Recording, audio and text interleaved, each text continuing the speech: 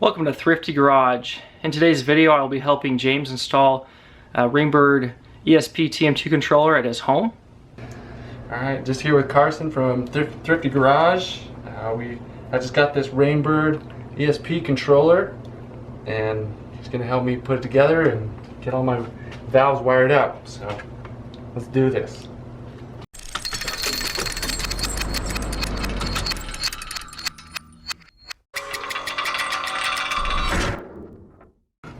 Okay, so on the back there we have a place for a screw, so we'll find Right here. the elevation we want it to be set at. For me, I'm a little bit taller, so I'm thinking right here. Right here feels pretty good.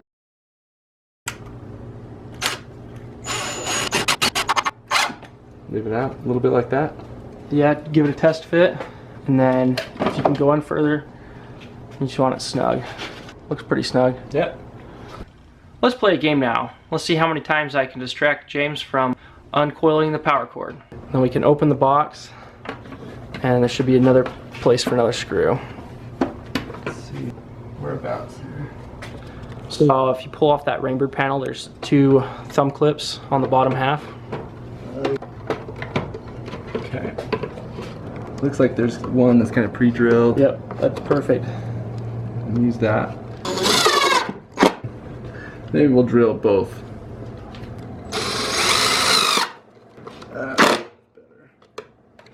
There we go. Solid as a rock. So before we plug it in, we're going to want to run the wires. Okay. Previous to this video, we wired the valves. Okay, so we used black for the first zone and blue for the second. So we'll want to strip those back about a ½ inch so they fit under these screws. Perfect. So do the black, the blue, and the white. The white being our common. So which one should I put in first, Carson? Does it matter? It doesn't matter. Make sure we go in through that bottom port. Come up this here. Yep. Come in.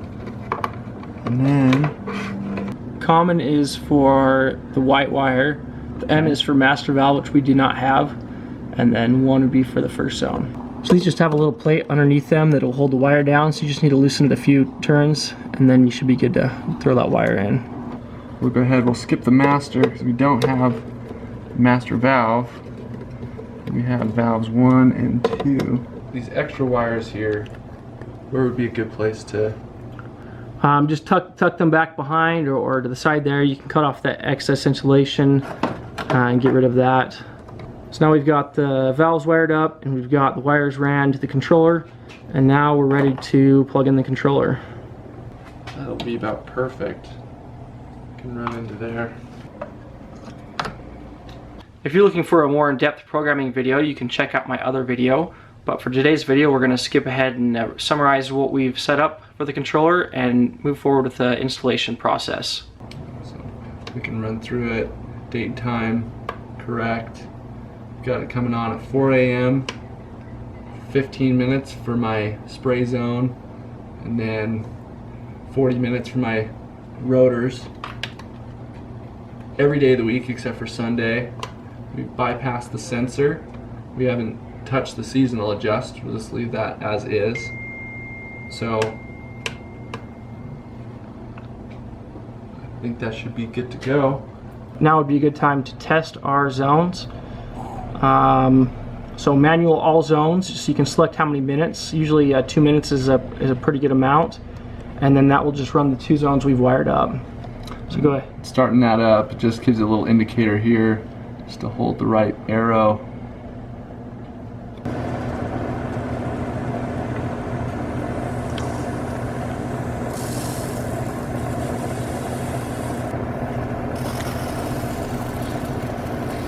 This is that rotor zone. So if I'm all done with the test, I don't even need it to run for 2 minutes. Can I just click it into the off? Exactly right. You can turn it over to off, and then once you let that, you wait a second, now it shows that it's turned off, and then we can move it to auto, so it'll return back to normal watering. Put the plate on. Just keep it all nice. Is there anywhere, Carson, where you can keep track of where your zones are, or what your run times are? What portion of the yard they're in. So if you take that chart that's on there and flip it around, it's just got a little bit of Velcro on it. You've got a programming chart right there, and you can manually write in that. This card on the other side just walks you through those same steps that we went over. Exactly, it comes with this quick start guide which shows you the programming process.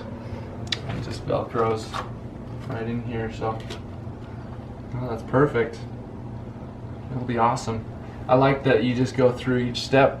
It makes a lot of sense as you're programming it. So very, very user friendly. In future videos we'll show you how to program as well as install the LNK WiFi module.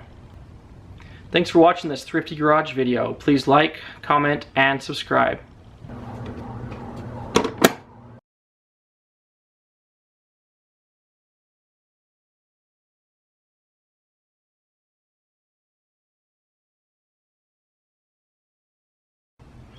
Yikes!